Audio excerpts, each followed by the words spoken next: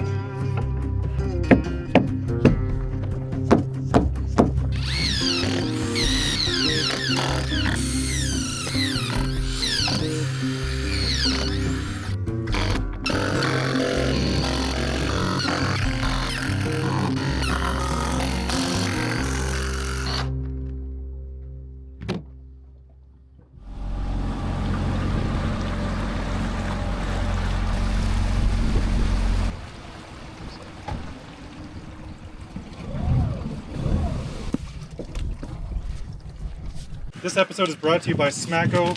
I got their tank a long time ago. It's already a year into rotation. But they decided to send out their new mask. Now this is a full face mask. I haven't used one of these before. These are very expensive normally, but Smacko has a very affordable one. The thing about affordable masks, I don't usually trust them, but you can't really know unless you try it. So since they're sending it out for free, I'm going to be your guinea pig. We'll see if this thing works at all. And if it does, it's supposed to fit all types of face sizes. I have a beard and a giant head.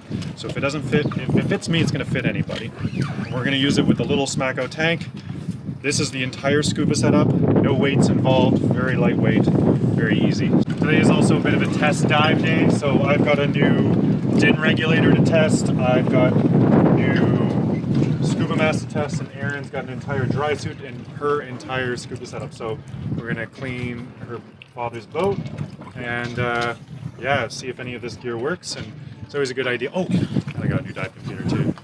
So it's gonna be an expensive dive if none of this works. The funny thing about a full face mask is it's like attached to my regulator, so I have to clean the whole tank over.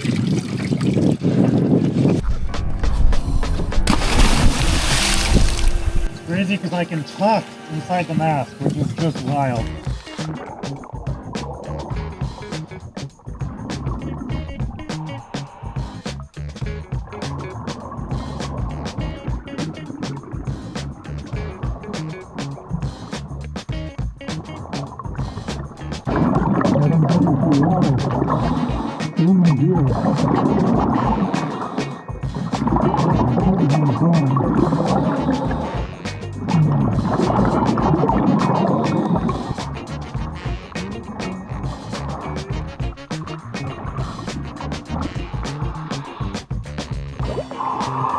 Noticing the air consumption is not any faster or slower than before.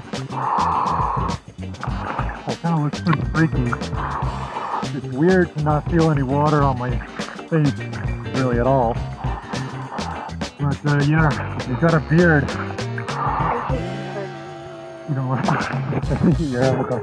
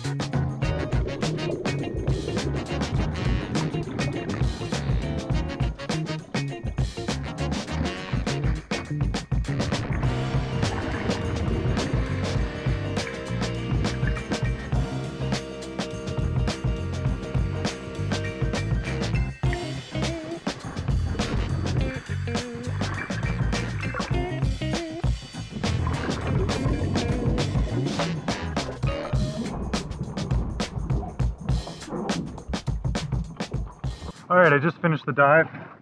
I will say the leaking at the bottom of the mask is mainly due to my big beard. And if you don't have a beard, then that's not going to be a problem for you. Even with the beard, because it drains the air right out the bottom, every breath I did vacated that air, that water that made its way into the mask. So every single time I breathed, it was coming out, and it was coming out faster than it was coming in. So it was okay. But that being said, if I turned upside down, splash of water straight into the eyes, straight into the face. So that's a bit weird to get used to, but any full face mask was going to be like that, I guess. I don't think that the Smacko mask is a great combo with this small tank like this, because that's 10 minutes of air, it disappears so quickly, and then getting it, it's not like a regular regulator that you just spit it out of your mouth. You have to like rip this mask off your face when like there's no way of getting any air into it when the tank is empty. So that last breath was a little dodgy. But anyway, the work got done, the boat's clean, looks great. I got word that T2C would be passing right by here any minute now, so I ran out of my dinghy and was looking around for them and couldn't find them for the longest time. Now, I'm used to the transients that tend to hang out further into the strait, but T2C is kind of unique, and they hug right along the coast. These guys are hunting seals.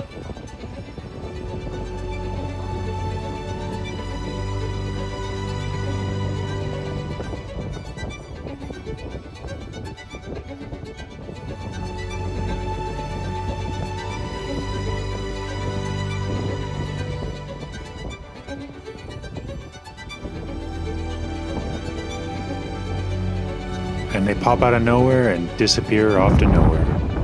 What a treat. Alright, so I slept in the aft cabin with the deck sealed last night, and it's nice. There's no dew, which is great, because, yeah, I'd wake up in the morning to dew all over my blankets. But it is horrendous in here. Look at that. It is gross. But if you, of course, we still have the teak over here, and that looks quite nice. But yeah, this is going to take some time. However, I'm not going to rush into this part because it's kind of a winter job. My next goal is to get more of that deck ground away and ready for some glass because we need to get it glassed up before the rain comes. Yeah, it was really cool to sleep on a boat without any holes in the deck. I don't know, I feel like that's a momentous moment. It just kind of happened. And yeah, it's nice. I don't know. There's like, I closed up all the windows because it got kind of a little bit cooler last night. And it's not, I don't want to say it's like warm in here, but like it's certainly a lot warmer in the boat than outside. And I haven't experienced that yet, really. So that's nice. But yeah, let's get back to work. I want to get it not only warm, but dry.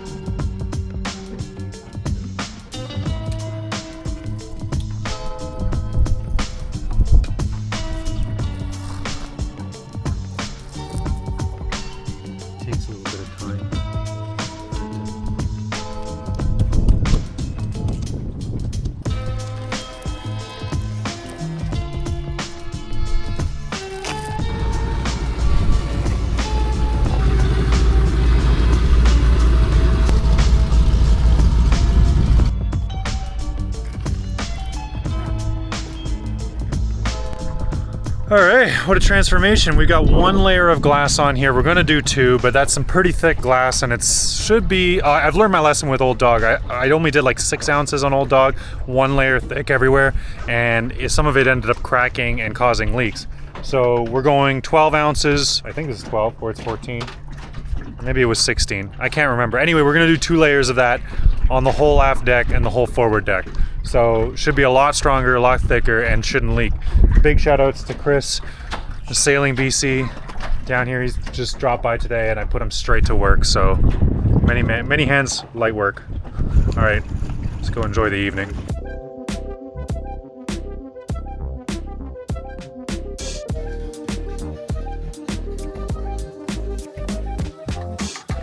For dinner tonight, we're having some miso glazed salmon burgers. We did an awesome wasabi mayo to go on these, and I think the glazing is starting to work, although it needs a little bit more heat, I think, next time. But I'm really happy with all of these salmon recipes that I get to share with my friends this summer. It's been really great. Wow.